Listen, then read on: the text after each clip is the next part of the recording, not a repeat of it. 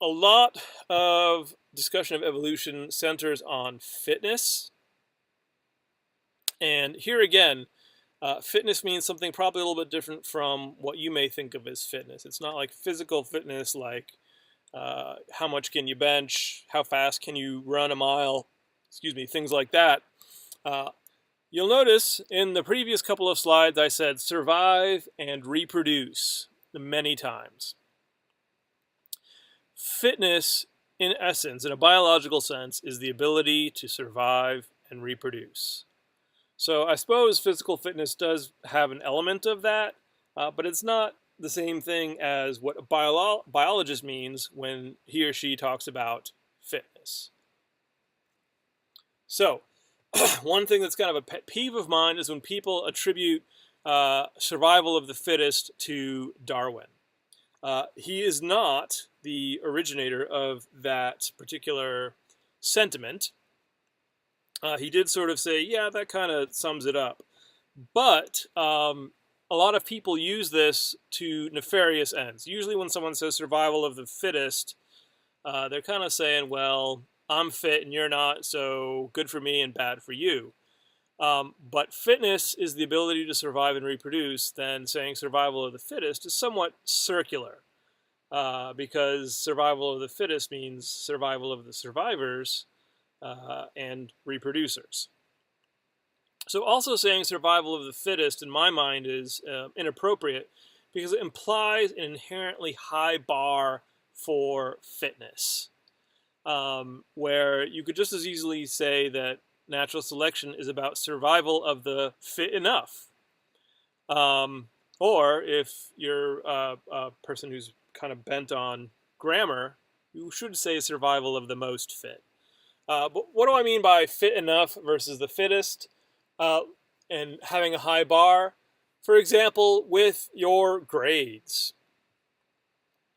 Survival of the fittest implies that you have to be a straight A student to graduate from college. Now, we all know that that's not strictly true. You have to get good enough grades to stay in college. Maybe you have to get a higher GPA if you need to keep a scholarship, or if you have ambitions towards some sort of professional school. But there again, it's a matter of your survival from an academic standpoint and getting good enough grades to stay in college. It doesn't mean being a straight A student. You can be a C student and still graduate. In that sense, you are fit enough, even though you're not necessarily one of the absolute fittest from a GPA standpoint, if you accept this analogy.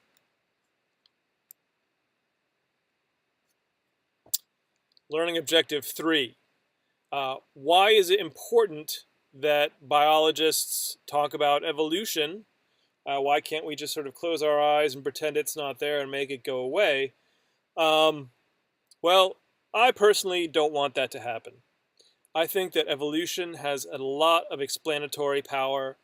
It helps explain why we see so much of the things that we've seen this semester and that we see out there in the natural world.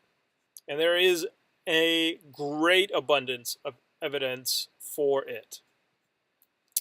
So the three main things that evolution explains are essentially biology in itself. The unity of life, the diversity of life, and the match between organisms and their environment, and why some organisms may be very rare and other organisms may take over if they're given the opportunity. Okay, so this whole semester has essentially been about the unity of life. In our first unit, we learned about biological molecules. And you know now that you're made up of essentially four main types of elements, which make up four main types of biological molecules: carbohydrates, lipids, proteins, nucleic acids. And that's the same as what you're going to see in every living thing that humanity has yet to encounter. Be it a butterfly, or a turtle, or a tree, or a bacterium, or a frog. or a goat or a fish. It doesn't matter. Same biological molecules.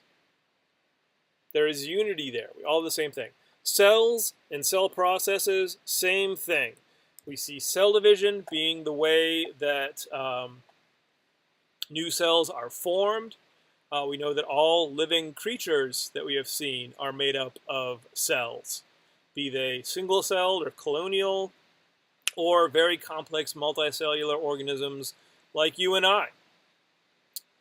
In our third unit, we learned about DNA and RNA and ribosomes and gene expression.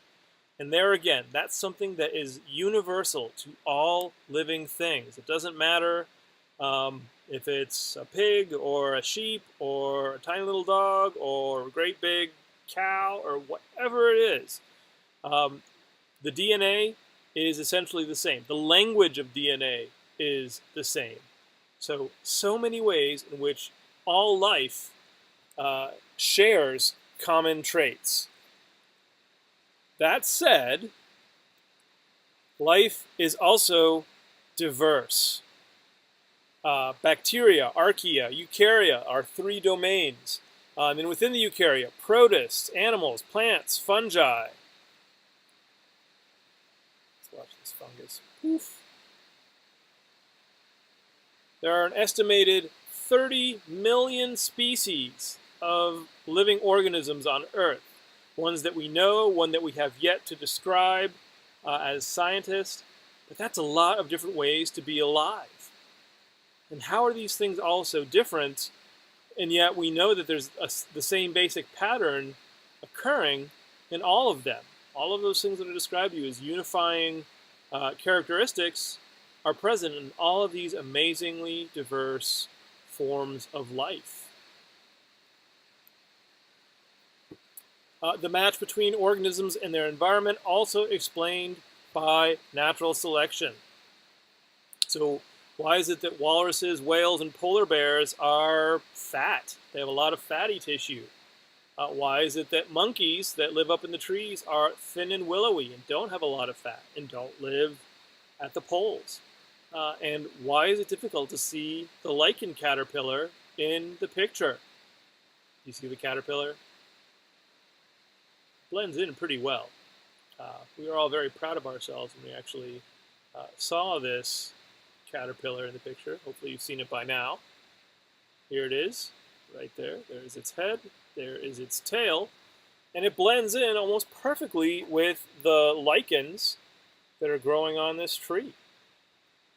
And that is very well explained by evolution, by means of natural selection. So, I mentioned that there are many sources of evidence, just an amazing array of sources of evidence for evolution. Most of these are independent from each other, so they don't rely upon each other per se to confirm each other. Fossils don't typically have DNA in them, but fossils often tell us the same story that DNA evidence conveys to us. Same with homology or similarity in structures, convergent evolution, biogeography. Artificial selection was one that Darwin looked at very intently during the 30 years between his voyage on the Beagle to all around the world, including the Galapagos Islands, and the publication of his book on the origin of species. Artificial selection is something that humans have been performing since before there was written history. Before people could write things down and describe artificial selection, we knew that it was going on. Here's just some of the heritable diversity in carrots. But artificial selection is something that humans have been using for millennia to produce different varieties, to exaggerate different varieties of every kind of plant, from apples to zucchinis, from aphid pinchers to zebus in the animals. This is all because humans have said we want there to be varieties of different organisms, and we're going to select from the heritable variation that we see and exaggerate characters here or reduce characters that we see here. And this is all something that's being done because humans can direct the mating of other organisms. All right, from here, I'm going to show you another video done by a different biological educator about lines of evidence for evolution and how they are independent and yet they tell us a very similar story. And after that, I will come back and move on to the next learning objective.